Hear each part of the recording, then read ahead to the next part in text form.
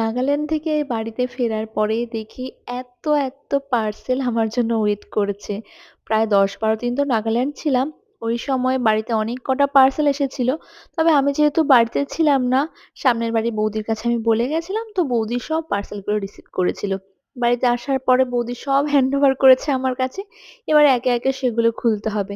অনেকগুলোই প্রমোশনের কাজ জমে গেছে। সোনাইকে বললাম, "চল আমাকে একটু হেল্প করে দিবি।" সোনাই আমাকে সব কাজেই প্রায় হেল্প করে দেয়। আর সত্যি কথা বলতে সোনাই যদি আমাকে টুকটাক করে এরকম হেল্প না করতো, আমি হয়তো এতটা আগে এগিয়ে আসতে পারতাম না। সব কাজই এক হাতে সামলে ঘরের আ বাচ্চাদের সবকিছু সামলে তো আমাকে ভিডিও করতে হয়। সেক্ষেত্রে হয়তো আমার একটু অসুবিধা হতো। তো সোনার যেদিন স্কুল ছুটি থাকে বা টিউশন অফ থাকে সেদিন করেই আমি ভিডিওগুলো বেশিরভাগ করি। তাতে ও আমাকে অনেকটা হেল্প করে দিতে পারে। আর ছবি তোলার ক্ষেত্রে তো সোনাই খুব ভালো সুন্দর ছবি তুলতে পারে। কিভাবে অ্যাঙ্গেল, কিভাবে পোজ দিতে হবে সেগুলো বেশ ও ভালোই জানে। তার জন্য আমার একটু সুবিধে হয়েছে।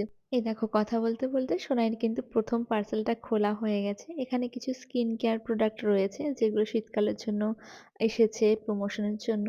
আর এটা এসেছিল সারিকাস প্রাকৃতিক থেকে। এর আগেও আমি বহুবার সারিকাস প্রাকৃতিকের প্রমোশন করেছি এবং ওদের প্রোডাক্টগুলো ভীষণই ভালো। এরপরে যে পার্সেলটা রয়েছে তার মধ্যে বেশ কিছু সুন্দর ক্রাঞ্চিস আর বো ক্লিপ রয়েছে। ক্রাঞ্চিস আর বো ক্লিপগুলো এসেছিল মনে হয় অরাস কালেকশন থেকে। আমার ঠিকঠাক মনে পড়ছে না। তোমরা আমার এফবিতে একবার চেক করতে পারো। আর প্রত্যেকটা জিনিস এত সুন্দর কিউট ভাবে বানানো হয়েছিল না, তাতাই তো বো ক্লিপগুলো ভীষণভাবে পছন্দ হয়েছে। তোমরা যারা আমার 1st জানুয়ারি রিলগুলো দেখেছো, তারা তো দেখেইছো আমি এগুলো ইউজ করেছিলাম। অলরেডি আমার প্রমোশন করা হয়ে গেছে।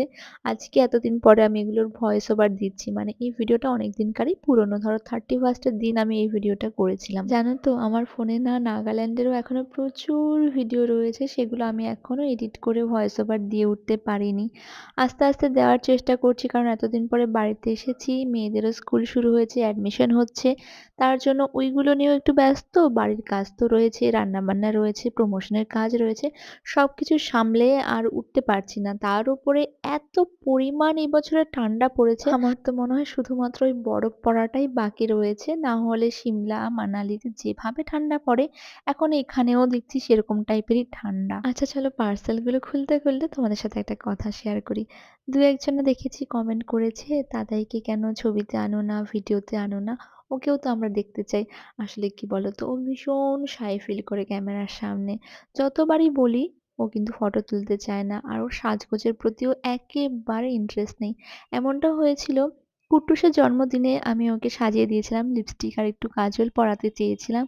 ও এত পরিমাণ কান্না করেছে সেদিনকে আমি সেই নাক কান মলেছি আমার, নিজের নাক কান মলেছি।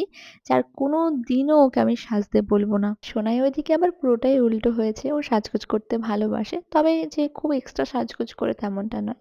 ঠিকঠাকই করে। আচ্ছা এবারে দেখো কয়েকটা শাড়ি এসছে সেগুলো তোমাদের সাথে একে শেয়ার করি। এই শাড়িটার নাম আমার জানা নেই। তবে শাড়িটা ভীষণই সুন্দর। সাথে একটু এমব্রয়ডারি কাজও করা রয়েছে। খুব তাড়াতাড়ি এটার রিভিউ তোমাদের সাথে শেয়ার করব। আর সত্যি বলতে জানুয়ারিতে একটু বেনারস যাওয়ার প্ল্যানিং রয়েছে। তো ইচ্ছে রয়েছে এই শাড়িটা সেখানে গিয়ে পরবো। জানি না কি হতে চলেছে। যদি সব ঠিকঠাক থাকে তাহলে ওখানে গিয়েই হয়তো পরবো। এবারে আরো দুটো শাড়ি আমি দেখাচ্ছি। এই দুটো আলাদা একটা বুটিক থেকে এসেছে। এইগুলোর নাম না আমি এখন আর ঠিকঠাক বলতে পারছি না। সব পার্সেলটা শুধু রিসিভ করেছি আর আমি এখন খুলে দেখছি। পরে যারা পাঠিয়েছে তাদের সাথে আবার কনট্যাক্ট করে নেব। কবে কি রিল শেয়ার করব, কবে ভিডিও পোস্ট করতে পারবো।